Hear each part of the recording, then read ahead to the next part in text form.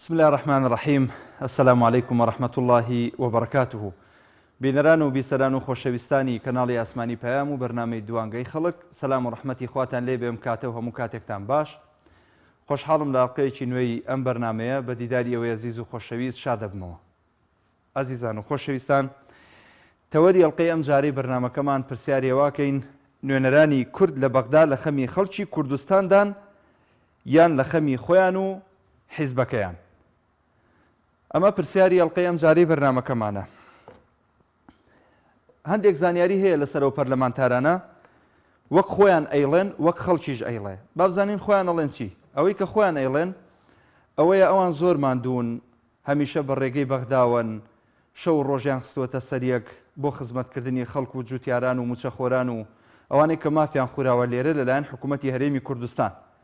بە تایبەت کۆمەڵێک پەرلەمانتار باز دەواکەن کە داکۆچی لە مافی خەڵکی بەژمەینەتی هەرێمی کوردستانەکەن بە وەرگرتنی پارە و پرۆژە و مستحقاتی جوتیاران، ئەوانەی کە چەندین ساڵە پارەی گەنمی خۆیان وەرنەگرتووە.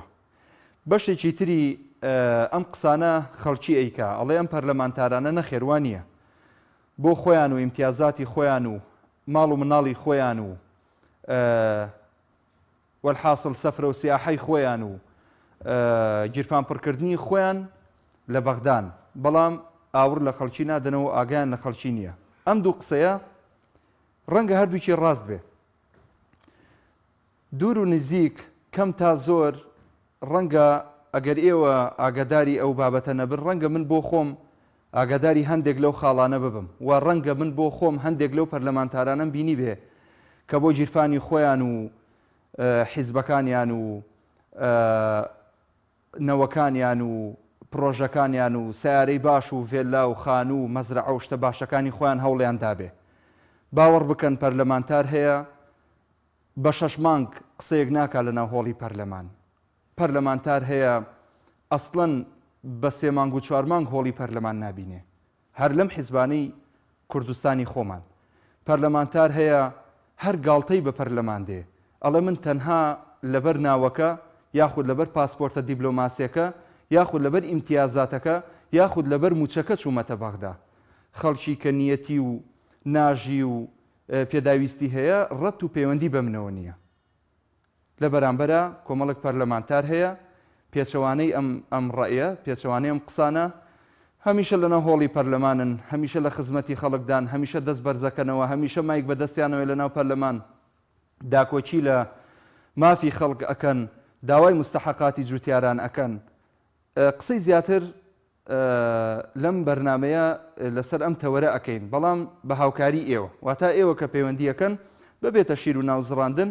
ئەوەی کە چاک بووە بە چاوی خۆتان بینیوتانە بە چاک بڵێن چاک، ئەوەیشی خراپ بووە هەر پێ بڵێن خراپ. نمونەیەک لە یەکێک لە پەرلەمانتارەکانی کوردستان و لەم شارە لە بەغدایە 4 وشە عەرەبی نازانێ. باشە، ئەمە چۆن دەنگی پێدرات، چۆن دەنگت پێدا و کردت بە پەرلەمانتار و نوێنەری خۆت لە بەغدا داکۆچی لە مافی تۆ بکە؟ چۆن ڕێگەت بە خۆتدا کەسێک هەڵبژێری کردت بە نوێنەری خۆت لە ناو پەرلەمانی عێراق 4 وشەی عەرەبی، واتە 4 ڕستە، 4 کەلیمەی باش کە بتوانێت قسەی پێ بکە، یاخود لە لیقایەکی تەلەڤیزیۆنی و لەسەر شاشەیەکەوە قسە بکە، نەزانێت 4 وشەی عەرەبی بەکار بێنێت لە جێی خۆی وەکو پێویست. چۆن ڕێگەت بە خۆتدا ویژدانن ئەم کەسە بکەی بە نوێنەری خۆت لە بەغدا داکۆچی لە مافی تۆ بکە؟ نازانم چۆن. با هەندێک لەو کۆمنتانە بخوێنمەوە کە هاتووە، دواتر ئەچمە لای پەیوەندیەکان. لەوانە لەسەر ئەم تەوەرە وریا حەمە نووسیەتی، بەڵێ هەندێکیان زۆر بە دڵسۆزی کارەکەن لە بەرژەوەندی خەڵکی کوردستان. محەممەد مەولودی ژەڵێ دەستیان بە کڵاوی خۆیانەوە گرتووە، بانەی بات لە قسەی گەورەکانیش دەرناچن، ئەوانەی لە کوردستان بوونەتە بار بەسەر خەڵکەوە. پەیمان عومەر ئەڵێ لە خەمی خۆیان و حیزبەکانیاندان. شنو عەبدوڕەحمان ئەڵێ نەخێر لە بەرژەوەندی خۆیان و حیزبەکانیان کار دەکەن. شارا چۆمانی نووسیوێتی ئەگەر لە خەمی خەڵکی دابن بە یەک جار چوون چارەسەر دەکرا، بە یەک جار چوون چارەسەر دەکرا. دیارە مەبەستی ئەو وەفدەیە کە ئەچێ بۆ قسەکردن لەسەر ئەو مەلەفانەی کە هەڵپەسێراوە لە نێوان هەرێم و بەغدا. ستار عەلی ئەڵێ بەشێکی زۆریان بۆ بەرژەوەندی خۆیان کارەکەن، ئاو دێرهێ منەڵێ بەشێکی ئەندام پەرلەمانەکان بەڕاستی بە دڵسۆزی کار دەکەن بە تایبەتی گروپی هیوا کە بە ئەندازەی هەموو نوێنەرەکانی تر کار دەکەن. شلێر ئەحمەد دەڵێ زۆربەی نوێنەرانی کورد لەگەڵ بەڵێنەکانی ڕاستگۆنین کاتێک پێش هەڵبژاردنەکان بە هاوڵاتی دەدەن. زۆر ڕاستە و قسەیە، بەڵکو بەشێک لە پەرلەمانتارەکان تا ئەگەینەوە خولی داهاتوو یاخود بانگەشەی هەڵبژاردن ئەمجا دەرەکەوێتەوە و دێتەوە گۆڕەپانەکە و ئەڵێ من ئەمەم کردووە و ئەوەم کردووە و بە نووسرا و بە ڤیددیۆ و بەوانە خۆی هێنێتەوە نێو جەماوەر. دواتر جەماوەری خەڵکی هەرێمی کوردستان بەشێکی زوشتی بیرەچێ 2 3 4 دەنگی پێداتەوە. ئەمەش هەڵەیەکی گەورەیە. شلێر ئەحمەد دەڵێ زۆربەی نوێنەرانی کورد لەگەڵ بەڵێنەکانیان ڕاستگۆنین کاتێک پێش هەڵبژاردنەکان بە هاوڵاتیان ێدەن. کارزان سابیر دەڵێ ئەوانەش باشن خۆیان دیارن و خەڵکی شاهێدی دڵسۆزیان بۆ ئەدات، بەڵام نوێنەریشمان هەیە ئەوەنە چالاکی کەمە زۆربەی کورد هەر ناشی ناسێ. دانا محەممەد دەڵێ ئەگەر نوێنەرانی کورد یەک دەنگ و یەک هەڵوێست بوونایە ئێستا حاڵمان بەم ڕۆژە نەدەگەیشت. دابان عوسمان دەڵێ بەداخەوە زۆرێک لە نوێنەرانمان پێش هەڵبژاردن شتێکن و کاتێکیش لە هەڵبژاردنەکان دەرەچن لە خۆیان نەگۆڕێن و بیری ئەو بەڵێنانەیە نامێنێت کە بە خەڵکیان داوە. تاهیر مەهدی ئەڵێ خەمی کوردستانی چی؟ ئەگەر خەمخۆر بوونایە ئێستا حاڵمان بەم ڕۆژە نەدەگەیشت. شێرزاد کەلاریش ئەڵێ ئێمەی کورد ئەوەنەی دوشمنی خۆمانین، کەس ئەوەنە دوشمنمان نییە، بۆیە هیچمان نابێت بە هیچ. توانە عەلیش ئەڵێ ناکرێت هەموو نوێنەران بە یەک چاو سیر بکرێت، بەشێکیان زۆر دڵسۆزانە کارەکانیان ئەکەن. ئەچمە لای پەیوەندیەکان لە ڕێگەی ژمارانەی کە لەسەر شاشەی پەیام هەیە ئەتوانن پەیوەندی لەگەڵ ئێمە گرێ بدەن. سوپاسدانەکەین بۆ قسەکردن لەسەر تەوەری هەڵقەی ئەم جارە. کێ؟ کاک فریاد لە بازیان. کاک فریاد جان فەرموو.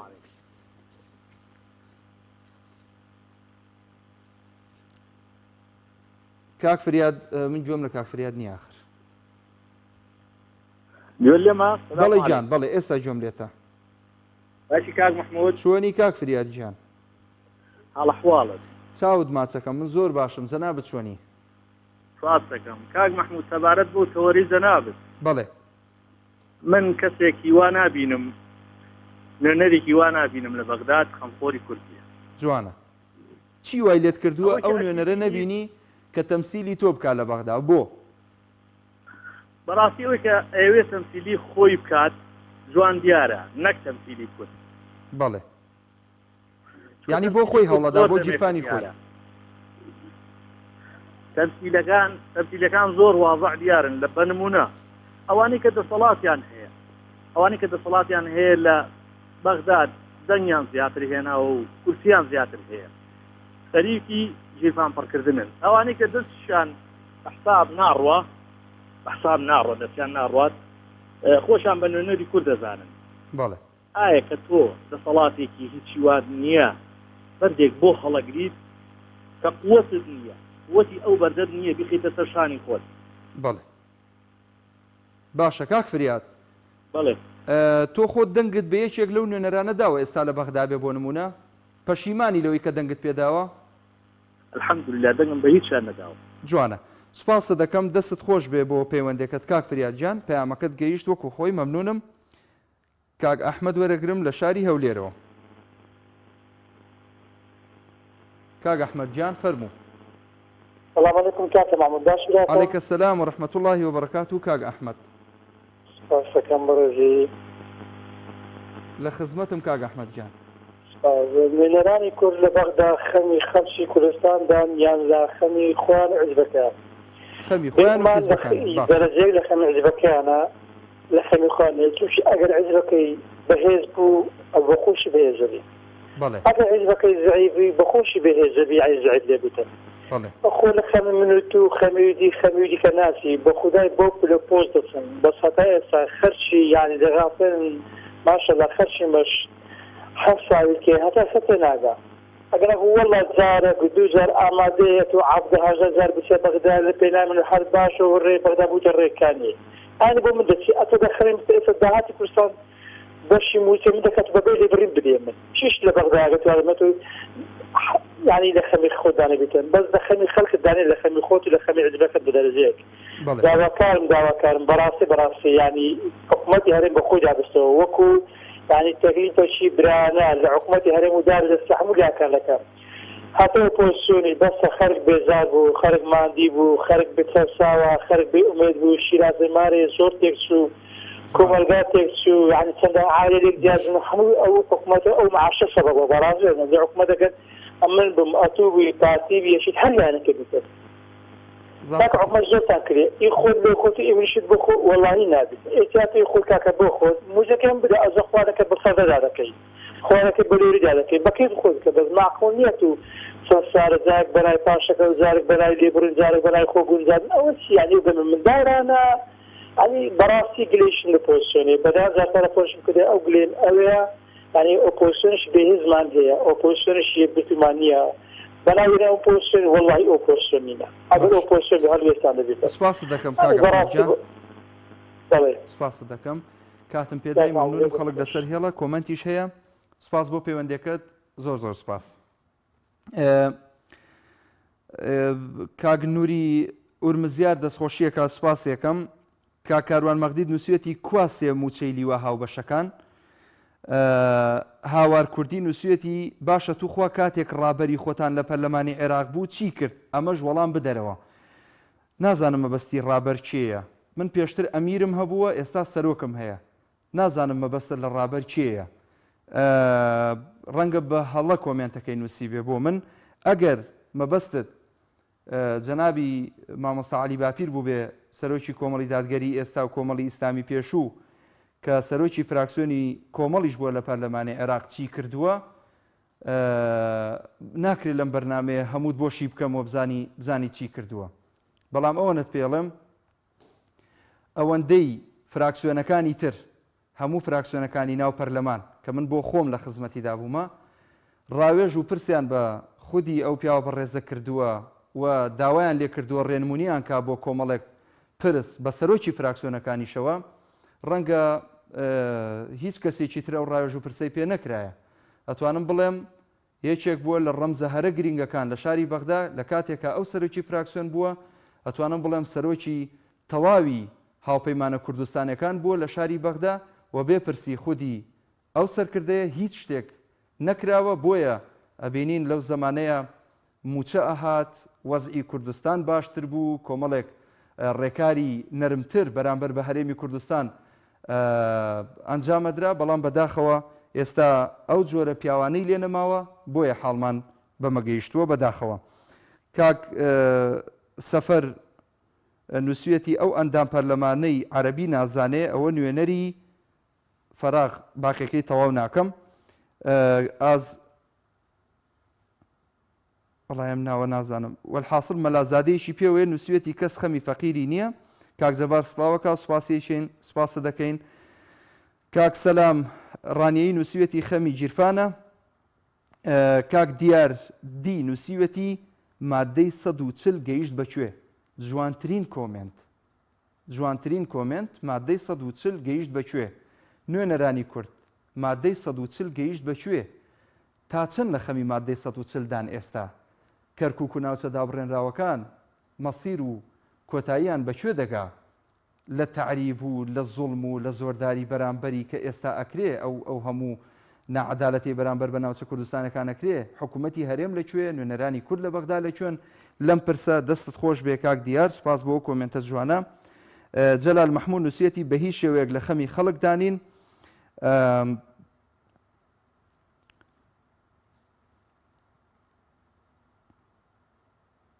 کاک محەممەد هەڵەبجەی نووسێتی هەر خەریکی باخەڵ پڕکردنن هەچمە لای مامجەوهەر لە کۆیەوە مامجەوهەر سڵاو لێبێ و ببوورە لەسەر هێڵمایتەوە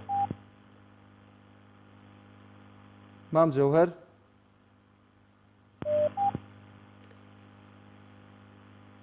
گوێ لێمە مامجەوهەر داخراوەتەوە بەداوای لێبوردنەوە هێ ئەم کۆمنتە زۆر دوور و درێژە کاک هێرش کەمال ناتوانم هەمووی بخوێنمەوە ببوورە کاک چێ کاک سەلمان لە هەولێرەوە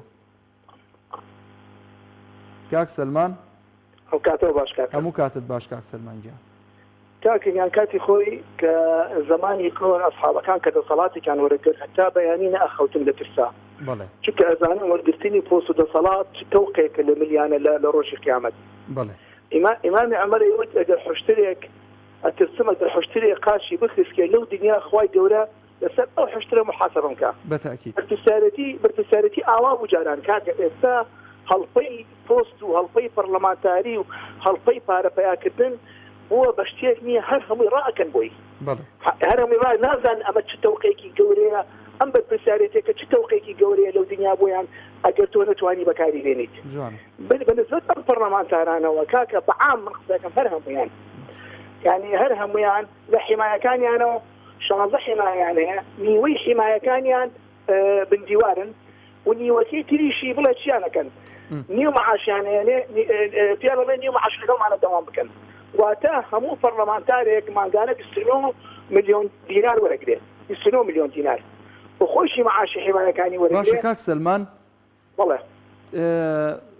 یعنی ئەمە بەشێکی زۆری ئەم پەرلەمانتارانە بۆی هەیە وابن بەڵام دوجار ئەوە نازانن کە ئەمە بۆ نمونە ئەچێتە قاڵبی حرامەوە یعنی ئەمە حرامە ئەو حیمایە بۆ وەکراوە مەسەلەن تۆ لەو 16 حیمایە هەر زۆرە ئەسڵەن هیچ پەرلەمانتارێک یعنی لە دنیاە 16 حیمایی نەبوو نازە مەگەر سەرۆکی وڵاتێک 16 حیمایە هەبێ 16 حیمایە بۆ باشە ئەگەر پەرلەمانتارێک دوو حیمایی تەنها لەگەڵ بێ کافیە ئەمە یەک دوو ئەم 16 حیمایە ئەم 16 ملیۆن و کەسرەکەوەری ئەگرێ گوناح نییە هەموو موچەی یەک حیمایی پەرلەمانتار ملیۆنێک و 400,000 چونکە من ئاگادارم لە نزیکەوە واتە ئەو معاشە حیمایەکان خۆیان وەری ناگرن براکەم ئەم معاشە پەرلەمانتارەکە خۆی وەکالەتی ئەوانە خۆی بە کاملی هێتە گرفانی خۆی ئەیان ناتێ جارێ نیوەی هەر ناوی نییە ینی هەش کەسە نووسێ هەر بە هەوایی ئەنووسێ بەس معاشەکە وەرەگرن ئەمانە لە عێراق ئەڵێن چی عێراق چکە وڵاتێکی ناسەقامتیرە بە پەرلەمانتار ئەڵێ تۆ کاکەیان 16 حیمایە بۆ خۆی ئمە عێلاقەمان نییە چی بەسەریە و بۆشمان دەرکەوت بە چیا بۆمان دەرکەوت حیمایەکان درۆیە زۆر لە پەرلەمانتارەکان لیانە خۆ حیمایە گەسە ماوەی غالب محەممەد دیارەمەی لیانی خۆرێک حیمایی نەبوو تۆ 16 حیمایەتێک و حیمایەکانە کاکە کەواتە ئەمە تجارەتە و بازرگاریکردنە و ئەگەر مەسەلەی حرام و حەڵاڵم پێ ئەڵێ ئەگەرێتە سەر پەروەردەکردنی ئەو ماڵ و مناڵە ئەنسانە مناڵی چۆن پەروەردەکراوە باوکوداکی چۆن فێریەکە ئەمە حرام و حەڵاڵە ئەوە عێلاقی بە پەروەردەی ئاینیەکە و ئەخلاقیەکەیەتی بەدەست خۆیەتی برای شیرینم. بەڵێ وازە حەدەست خۆش کاک سەلمان گیان سەرخۆش بە قوربان سپاس گیان بۆ تەلەفۆنەکەت خوا لەگەڵ کاک محەممەد وەرەگرم لە سەنگەسەرەوە. وڵی گەورەتانە بێ سڵاوی خوا لە جەنابەت کاک محەممەد گیان دەستخۆشی لەم بەرنامە جوانەیەتان دەکەم سپاسە دەکەم دەستی تۆش خۆش بێ وڵی بەنسبەت نوێنەرانی کورد لە بەغدا پەیمانە تا ئەو سانیێش لەکەمی میلەت و بە تایبەتی هەر تا پێگوزان ئێمە نابێت سەرەخین لە مابینی کورد ئەوەی کە کورد بێ لە هەر چوار پارچە هیچ فەرقی نییە بەڵام پێم وانە چکە ئەمە بەدەیان جار وڵات شمەتۆ باران دەکرێت تا ئێستا نوێنەری کورد لەوێ چی کردووە بەڵێ بۆ مەسەلەی خەڵکیش میلەتی خۆمان ئەوەندی باشووری ئێرەکانە نەوەڵا هیچیان نەکردووە دوای ئەوەندە ساڵە حکومڕانی و پەرلەمانی بەڵکو و سەرۆکایەتیش هەتا ئێستا هیچ شتێکیان پێ نەکراوە بەس تەنها چا خواردنەوە و قاوە خواردنەوە بۆ لە بەغدا بەڵێ ئەوان کوتیان ئێمە وڵاتێکی سەربەخۆ ئەوەشیان کرد ئەویشیان هیچیان پێ نەکرا هیچ سەربەخۆی نەکرد کوتیان داهات بۆ خۆمان کە سەربەخۆی بفرۆشین وڵاتێکی دیکە دەبێ بەڵام لە نسبەت سەربەخۆیەکە دوای ئەوەی داوا لە بەغدا دەکەنەوە کە دانوستانیان لەگەڵ بکە ئەوان دەیان گوێ ئێمە سەربەخۆی ڕادەگەێنی لە هەرێمی کوردستان ئەم هەرێمە خەنجیرەکە هەموو شتێک لەبەردەستی خۆیاندا بوو بەڵام بەداخەوە هەلی 25 ساڵی 30 ساڵی حکومڕانیەکەی تا ئەو دەقەیەش خەمیان لەدەستدا لە پێناو چی لە پێناو بڕێک مادی بەڵێ دەست و چاوت خۆش بێ ئەگەر بکرێ بەڵێ بەڵێ کاک محەممەد بەردەوام بە چەند ساڵە پەرلەمانتارن لەو پەرلەمانی عێراقێ چیان بۆ میلەتی کورد کردووە چیان بۆ نەوت کردووە بۆ غاز بۆ کارەبای نیشتیمانی بەڵێ زۆر سپاس باش دەست و چاوت خۆش بێ سپاس بۆ پەیوەندێکەکەت زۆر سپاس ئەچمۆ لای کاک هێدی خاتو هێدیان کاک هێدی نازانم وڵایی کاک هێدی ببوورە کاک هێدی لە قەڵات زێ سلامی خوا لە جەنابەت کاک هێدی گیان دەستخۆشی بۆ تەوەرەکەتان. زۆر سپاس بۆ جەنابەت. بەڵام هەندێک بەڕاستی دوور لە تەوەرەکەی ئێوە هەندێک پرسیارم هەیە ئەگەر بەڕێز بتوانی جوابم دێەوە. ئەوەی بتوانم لە تواناما بێ وەڵامە دەدەمەوە. وڵی نازانم بۆچی کۆمەڵی ئیسلامی لابد بۆ کۆمەڵی دادگەری ئەوە یەکەمین پرسیارە.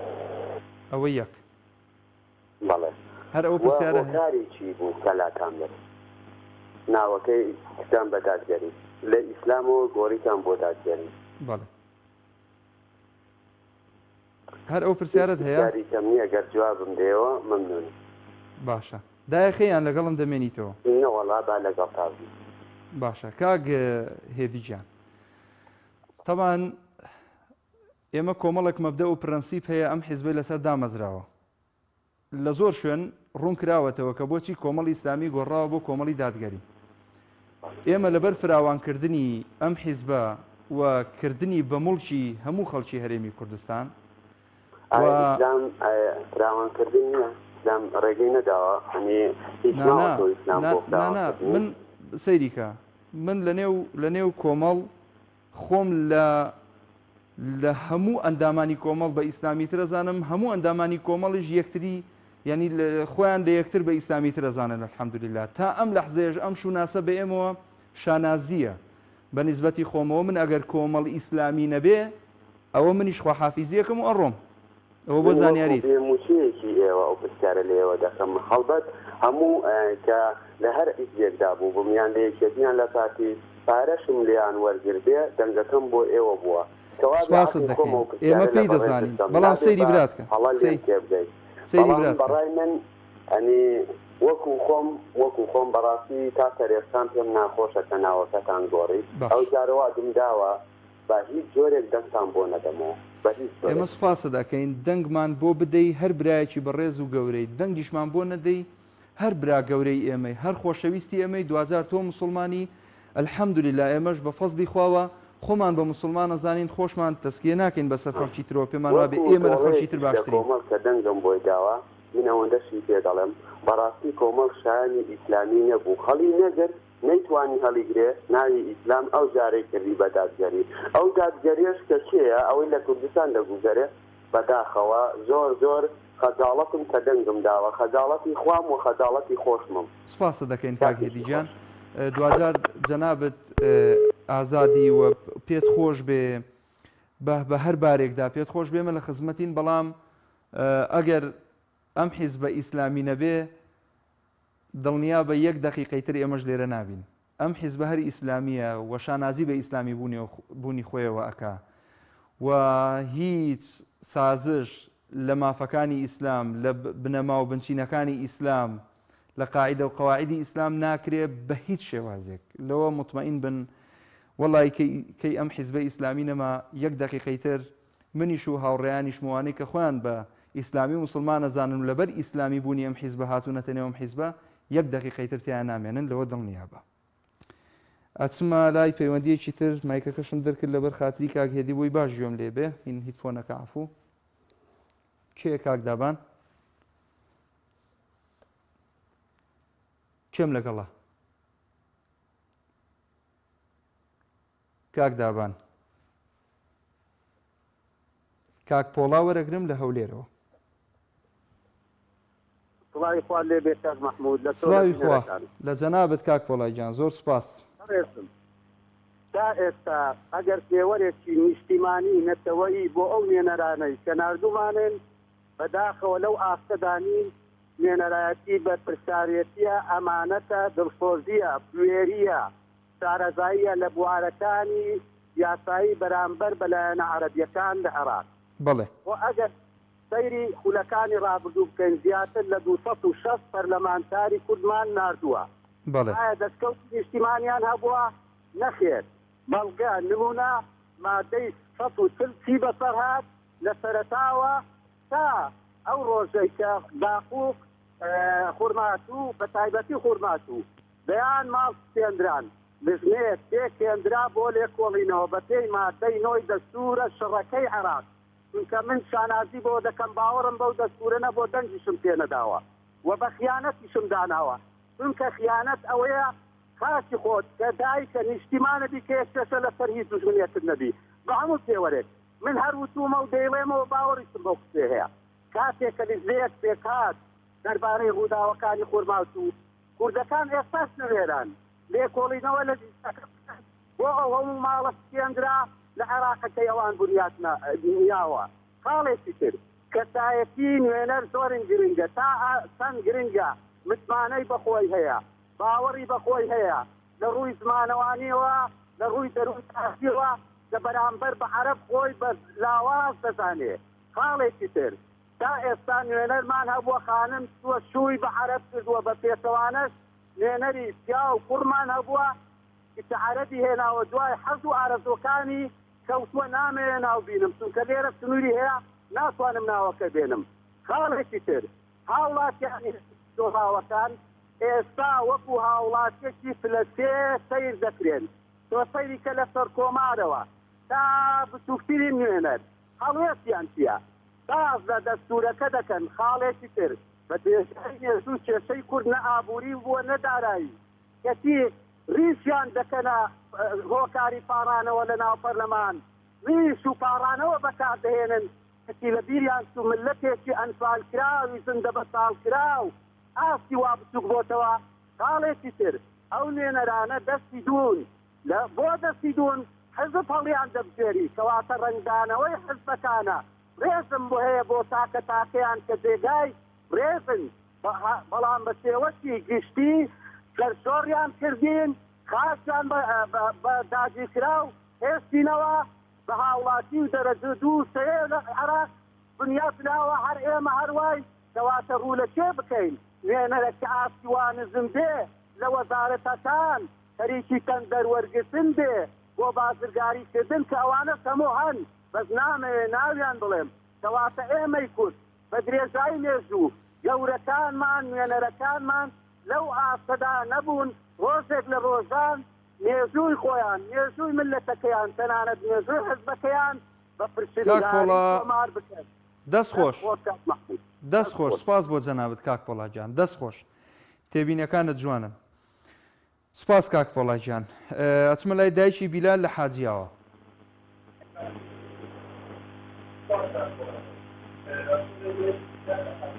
السلام عليكم. وعليكم السلام ورحمة الله وبركاته. شلوني براكم باشي؟ شلوني دايشي بلال سپاس دەکەم زۆر بەڕێزی. خوا لە ڕازی بێ سپاس دەکەم براکەم دەست خۆشی تەورەکەتان لێ دەکەم. خوا لە ڕازی بێ سپاس دەکەم خوا سەلامەتتان خوا سەربەرزتکە. والله کاکە جان نازانین بڵێن چی یعنی ئەمە باسی تەورەکەت باسی دەکا ئەگەر پەرلەمانتاری چی و شتی چی خۆ کوردستان بۆتە قەبرستان. بەڵێ. کەی کوردستان کاتی ئەوەی چدامەوە ئەگەر باسی پەرلەمانتاریکی و پەرلەمانتار دفاع لە میلەتی مسلمان و خەڵکی کوردستان بکات و دەنگی پێ بدەیت کوردستان یەکەم بۆتە قەبرستان و گۆڕستان هیچ کەسێک یەک ذەڕە هیوای لە دڵدا نەماوە هیچ کەسێک هیچ عەبدێکی خوای گەورە بێنە و مسلمان بێ و لە خوا ترس بێ یەک هیوای لە دڵدا مابێ یەک ئومێدی لە دڵدا مابێ کوردستان تەنها بۆ خەڵکی جاهیل و بۆ خەڵکێکی لە خوانە ترس تەنها بۆ ئەوانە خۆشی و هیوای تێدا ماوە ئەگەر نا بۆ خەڵکی مسلمان هیچ هیوایەک تێدا نەماوە بەڕاستی لەبەرەوەی کار و کەسابەت و ژیان نەماوە لە کوردستان بە هیچ شێوێک ئەمە نە سەرۆکمان هەیە و نە وڵاتمان هەیە و نە هیچ شتێکمان نەماوە بەڕاستی بڕۆ هەموو گەنجی مسلمان و لە خواترت لە سزنەکاندا کەوتوێتەوە بڕۆ کەسێک ناوێری ناوی دین بێنێ لە سزنەکاندا کەوتەوە بۆ پەرلەمانتارێک ڕۆژێک لە ڕۆژان بۆچی دەنگی پێدراوە چۆتە سەر ئەو تەختێ ئەگەر لێی دانیشتە و خەریکی پارە خەڵکردنەوەیە وەکو حاشە حازر لە ڕووی دەناپتان وەکو سوڵکەریان لێ هاتوێت نا خەریکی پارەکەوتکردنەوەن نەک خەریکی ئەوەی دیفاع لە میلەتی کورد بکەن دیفاع لە خەڵکی مسلمان بکەن دیفاع لە فەقیر و هەژاری بکەن دیفاع لەو گەنجە مسلمان و لە خواترسانە بکەن ئەگەر لەسەر بەبێت تاوانی لەسەر شتێکی ئەگەر نای دنیان هێنا بێ سزنەکانیان پڕ کردو لە مسلمان بۆ ناچن دیفاع لە ئەوانە بکەن بۆ ناوی ئەو سزنانە ناهێنن هەموو گەنجی میلەتی کورد هەموو لە خواترس و مسلمان بۆ ناچن ناوی ئەوانە بێن و پێیان بڵێن وەرن بزانن ئەو گەنجانە چ دەکەن لێدا سپاس دەکەم دایکی بیلال گیان هەڵدەگرن و دەڕۆن کا پەرلەمانتار تەنها دەزانێت چۆن پەندێکی پێشیان هەیە دەڵێ ساڵکەر بێ بە شاتایی لە سواڵە بەڵام ئەوانە تەنها خەریک پارەکەوتکردنەوەن لە مسلمان بەڵێ دەست و چاوت خۆش بێ سپاس دایکی بیلال بۆ پەیوەندێکەت بە خێرایی کاک ئەحمەد مامنووری نووسیەتی من هەر دەنگ نادەم بۆ ئەوە کەسێک نابینم بۆ میلەت ئیش بکات هەمووی بۆ گیرفانی خۆی هەوڵەدات ئێمە فەقیر و ئێمە فەقیر بڕوامان بە هیچ حزبێک نییە. محەممەد هەڵەبجەیی نووسێتی خەریکی باخەڵپڕکردنن، نور المستەفا نووسێتی لە خەمی خۆیانن، عەبدوڵڵا هەرچی نووسێتی زۆرینیان خەمی گیرفانی خۆیان و حیزبەکانیانن. نیهایەت عەلی دەستخۆشیەکە سوپاسیەکەین خوا لێ ڕازی بێ. یادگارجەران نووسێتی سڵاو لە سۆران عومەر، پرشە عومەر نووسیوێتی دیارێکێ لە خەمی کورد و کوردستاندایە حتمما لە خواترسەکان و ڕەوشت بەرزەکان. خۆشەویستان کاتی بانگی خەوتنان و عیشایە ئێستا گوێویستی بانگە بین دواتر دەینەوە خزمەتان.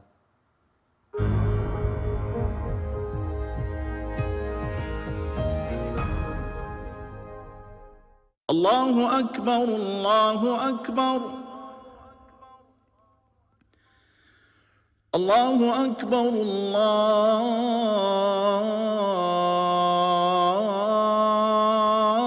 الله أكبر أشهد أن لا إله إلا الله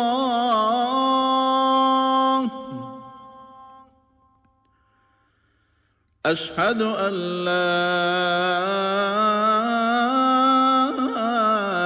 إله إلا الله أشهد أن محمد رسول الله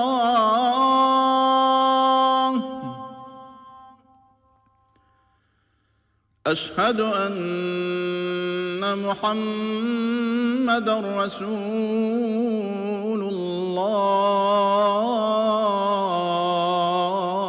الله حي على الصلاة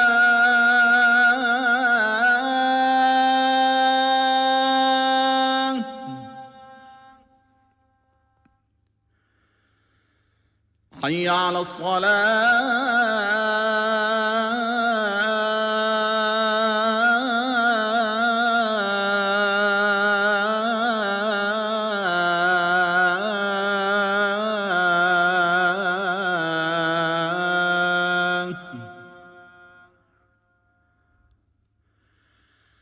حي على الفلاح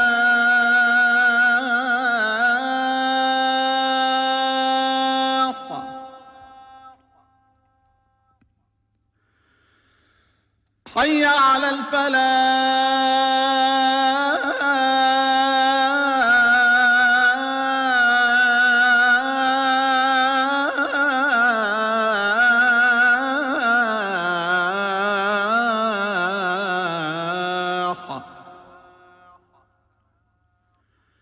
الله أكبر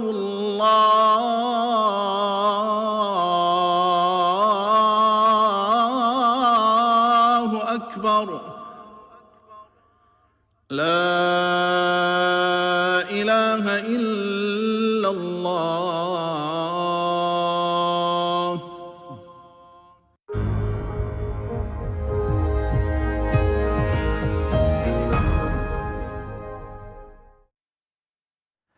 دووبارە سەلام و ڕەحمەتی خواتان لێبێ خۆشەویستان و بەڕێزان. درێژە بە بەرنامەی دوانگەی خەڵکە دەین قسە لەسەر تەوەری ئەڵقەیەم جارێ بەرنامەکەمانەکەین ئەپرسین نوێنەرانی کورد لە بەغدا لە خەمی خەڵکی کوردستانن یاخۆت لە خەمی خۆیان و حیزبەکانیان و گیرفانیانن. ئەچمە لای کاک مەحموود لە دهۆکەوە. کاک مەحموود سيدة محمود چەند باش إن شاء الله. چاوانی سەیدا مەحموود گیان حالەتە باشە؟ سيدة وڵات و هەموو بەرنامەیەک پەیوەندیەکەی زۆر سوپاسە دەکەم لە دهۆکەوە. سيدة نسبة بابت برنامجتا هندك برلمانتار هين شبو خلق كرد بهرم كردستان هناك برلمانتار عراقي. بله. منصف بدو وخيانة الوجدان خوش نكتن يتهين ايكي وكي ما مستا احمد حاج الرشيد وما مستا غالب محمد وقالك يدي بله. عندك يتهين يعني للأسف الشديد بدبو جيرفان خوكا مباركة باري اما بو بشتوانيا فقير وجارة و ئەو دیێ ناکەن. دەست خۆش کاک مەحموود گیان، دەست و چاوت خۆش، سپاسە دەکەم.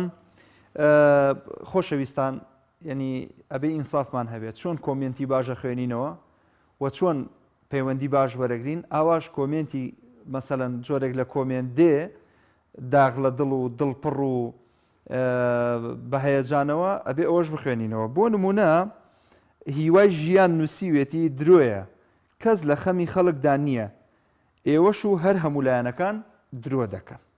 ئەمە هیوای ژیان نووسیوێتی. کاک عەتا شێخ جەعفەر نووسیوێتی سیاسەتی سەقەتی دەسەڵاتداران وا شێوان دویانە بە چەند نوێنەرێک پینەوپەڕۆ ناکرێت. ئەم میلەتە ئەوەندە ڕاهاتووە بە درۆ، ڕاست و درۆ بە پێچەوانە لێگەداتەوە. کاک ئەحمەد مامنووریش نووسیوێتی بۆ ئێمەی فەقیر کوردستان دۆزەخە، بەس بۆ بندیوار و کاسەلێس موچەی بەلاژ وەردەگرن. ئەچمە لای پەیوەندی تر. کاک هەڤاڵ لە ئاکرێ وەرەگرم. السلام عليكم. عليكم السلام ورحمة الله وبركاته. لبارەی ئەندام پەرلەمانەوە باوەڕکە ئەندام پەرلەمانی عێراق یعنی سیاسەتی عێراقیشان تێکداوە نەکو بەرژەوەندی ئێمەیان هەبێت. یعنی ئەوان تەسیریان لە عێراقیش کردووە، تەسیریان لە عێراقیش کردووە، لە بودجەی عێراقیشی کردووە. یعنی نا هەموو قوتابیەکان هەیە، قوتابی هەیە، خەریج کولیەوە کولیت، ینی زۆر پەیوەندی بە بودجە هەیە، تەواو بووە بودجەکە پەسەند ناکرێت بۆ ئەوی مباشرەکە بکرێتن بچێت بۆ دەوام. یعنی ئەو بودجەیە یعنی پەیوەندی خۆ تەسیری لە عێراقیش کردووە. یعنی ئەگە کورد ئەگە کورد لە ناو عێراق نەبا بەخوا بە حیاتی خۆی عێراق تێک نەدەچوە. یعنی عێراق بە کورد خەراب بوو. بەس بە خودا شاهیدیەکەیە کاک هەڤاڵ، با شاهیدیەک بدەین، چکە ئێمە بە ئینسافەوە ئەبێ قسە بکەین. بەس بۆ خۆیان ئێستا ئەو مەسئولە عەرەبانەی کە لە بەغدان مەسەلەن مەسئولین، بۆ نمونە یعنی سەرۆکی پەرلەمان، سەرۆکی ئەنجومەنی وەزیران، سەرۆکی دادگا، سەرۆکی وەلحاصڵ ئەو سەرۆکایەتیانەی کە هەیە زۆر نەزانن، زۆر نائیدارین، نازانن وڵاتی خۆیان بەڕێوە ببن، وڵاتیان پیسە، خەڵکەکە خۆی ناموسەقەفە، خەڵکێک نازانێ ئیدارەی خۆی بدا. ڕاستە ئەمە پەیوەندی بە کوردەوە نییە، بەڵام ئەوانیش کۆمەڵک معانات و کێشیان هەیە لە ناو خۆیانە. بۆ معلوماتت یەک شتیان هەیە باشە، کێشەیوان دەزانم متابعی زۆر دەکەم. ئافرم یەک نوقتە هەیە باشە لەوێ، یەک نوقتە ئێستا یەک نوقتە ئیجابیە لەوێ، ئەویش ئەوەیە ئەوان داهاتی وڵات بۆ هاوڵاتیان خۆی خەرج ئەکەنەوە. مەسەلەن موچە لە کاتی خۆی دادەدەن، بە لێبڕینوشتەوە نییە، تاخیر نابێ، موچەی خەڵک ئەدان، پرۆژەکان بەردەوامە، پرۆژە بەردەوامە، شەفافن لە نەوت فرۆشتن، چەند دەفرۆشێت، چەند وەردەگرن. بەڵێ بەس من خەریج کولیەمە ئێستا، یعنی لە من حالی بە خەریج کولیەمە، من خەریج کولیەمە. باشە من چی لە شارەکەم؟ شارە چی لێ بکەم؟ گلۆبدا تێیدا بێت، بەس من لە ماڵی خۆم فلستێکم لە بەرچی نەبێتن چی لە شارەکەم؟ ئەگە ئەو سیارە بێتن لە ناو ئەو شارە بەڕوا چی لێ بکەم؟ من تەئیدت دەکەم، تەئیدت دەکەم، تەئیدت دەکەم.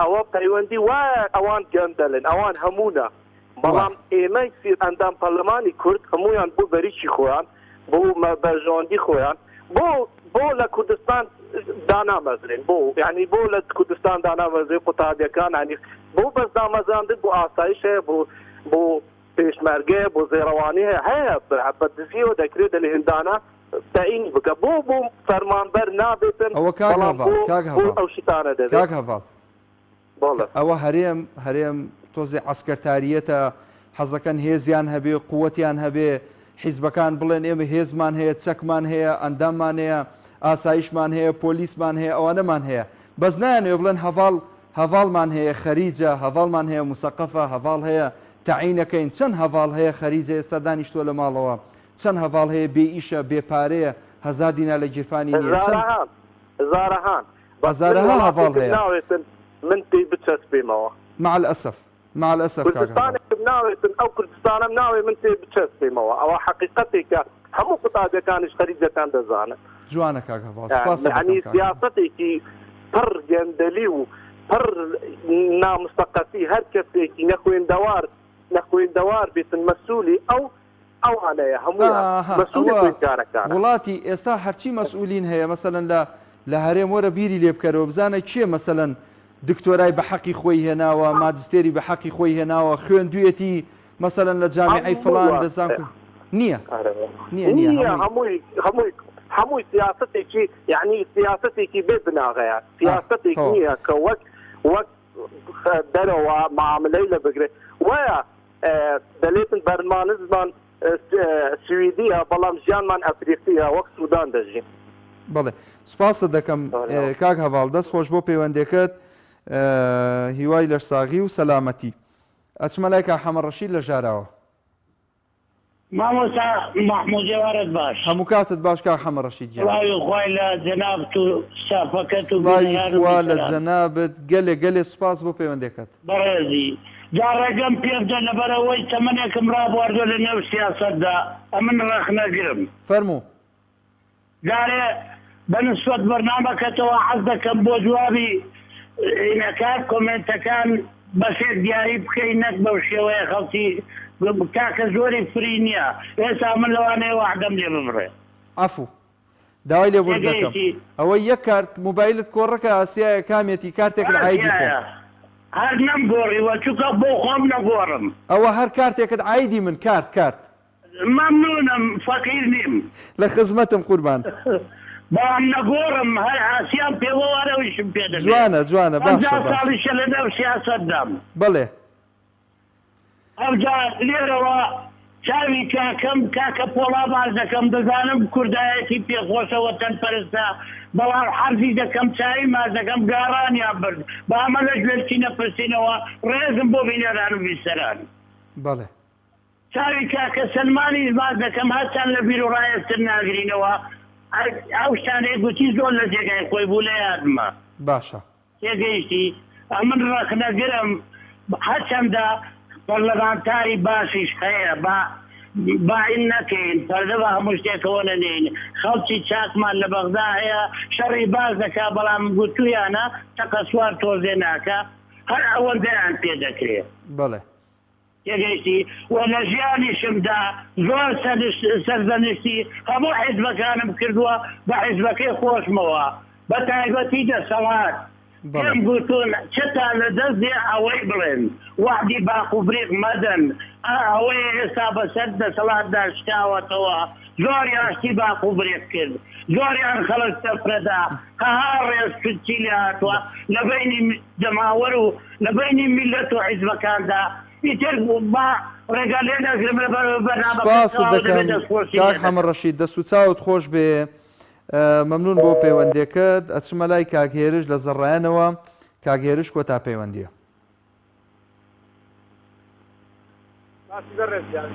کاگهێرژیان باشی قوربان سپاسە دەکەم مەمنونی جەنابتم بەئێوە جوانە خبرەکەتان زۆر جوانە دوادارم هەر بەردەوام ئەزیزی ئێمە ئیشەڵا هەر بەردەوامە بین فەرموو والله سەبارەت بەم خبرە لە ڕاستیە ئەم سیاسیانە ئەمانە سیاسی نین ئەمانە سیاسی نین کۆمەڵی وڵای کابرا و سەلاتی کۆمەڵی مافیان کۆبوونەتەوە دەحسان خۆیان یانێ خۆپیشتن یعنی دەماڵەی ئەوەتە هەزاران گەنج وەک هەیە بە قورعانێ دەمتوان ئاتفان ڕاستی لەگەڵ بڕوانەمەی بەکارهێنەر هەیە خەریکی حیوان قناتی بەڵام ئەگەر هەزارانی وەک قەت ناتم بەڵام ئەمانە کۆبوونەتەوە دەحسان خۆیان سیاسی داری وڵای نە هیچ دەرنە سیاسەت ئەزانن نە لە حکومداری ئەزانن ئەم میلەتە فەقیرە میلەتی فەقیر نییە بەڵام خەڵک ناچارە ئەمنا ئەم خەڵکانەش دەلالەت بۆ ناوێت قەناعەتی من هەر ئەوەیە ئەم ئینشاءڵڵا سەبارەت بەو پەرلەمانی ئەوانەی عێراقی ئەوانی یعنی هەزمونی حیزب بەسەریان ئەزاڵە ناتوانین کۆمەڵ وڵای باشیان تایە کەسیان تایە یعنی ئەگەر بیان یڵن باش ئەکەن بەڵام کاکە نایەن کەسیانە بەسەر دەبەردەوە ئەوا لێرەوە لە سلێمانی لەناو حاضرکەن. بەڵێ دەست و چاوت خۆش بێ کاگێریجیان سپاسە دەکەم بۆ پەیوەندێکت موفق بی ئینشاءڵڵا ئەزیزان و خۆشەویستان دیارە کاکێرش کۆتا پەیوەندی بوو لە زەڕایەنەوە سوپاسی بێپیانم بۆ ئێوەی ئەزیز و خۆشەویست هیوادارم توانی بێتمان لەم بەرنمەیە هەندێک خاڵی گرنگ باز بکەین لە چۆنێتی بەڕێکردنی ژیانی ئەو پەرلەمانتارانە و بۆچێ ئەژین و بەشێکی ئەو پەرلەمانتارانە خەریکی چین بەشەکەی تریشی ئایا لە خزمەتی خەڵکدان یاخودنا وەلحاصڵ بە شێوەیەکی گشتی بەرچاوڕوون بن کاتان لێکم و ئەگەر ئێستا تا ئەمڕۆ تا ئەم لەحزەیە نەتان زانیوە چێ بکەن بە نوێنەری خۆتان تکایە لە داهاتووە دەستمەگرن بە چاوتانەوە و سەح بن لە ئەو چوارگۆشەیی کە دوجار ئەبێ بە ئەڵلقەیەک و ئەنووسێ بە ملی ئێوەوە ناتوانن لەوێ قسەتان بۆ بکەن ناتوانن چوار دێڕ و چوار وشەی جوان لە کات و جێ و ساتی خۆیان بڵێن غەیری خۆڕازانەوە و خۆجوانکردن و بۆنی مارکە لە خۆدان و سەعاتی مارکە لە دەستکردن و پەرژینێکی قایم بێ قات و پێڵاوی مارکە لەبەرکردن و خۆبادان لە ناو هۆڵی پەرلەمان و لە دەرەوەی هۆڵی پەرلەمان و لەسەر شاشەکان تکاتان لێکم بزانن چی ئەەکەن بە نوێنەری خۆتان بۆ ئەوەی ئەم ئاه و حەسرەت و تووڕەیەی کە لە ناخماندا هەیە بەردەوام نەبێ بەڵکو بیگۆڕین بە حاڵەتێکی ئەرێنی و دوجار نوێنەرانێک خەڵکێک بنێرین بۆ بەغدا فعلەن دەستپاک و ئەمین و ڕاستگۆ بن لەگەڵ خەڵکە تا ئەڵلقەیەکی تری بەرنامەی دوانگەی خەڵک بەخوای گەورە میهرەبانتان ئەسپێرم سپاس بۆ بینەری و بیسەریتان لە دوعای خێر بێ بەشمان مەکەن. السلام عەلەیکوم وەرەحمەتوڵڵاهی وبەرەکاتوه.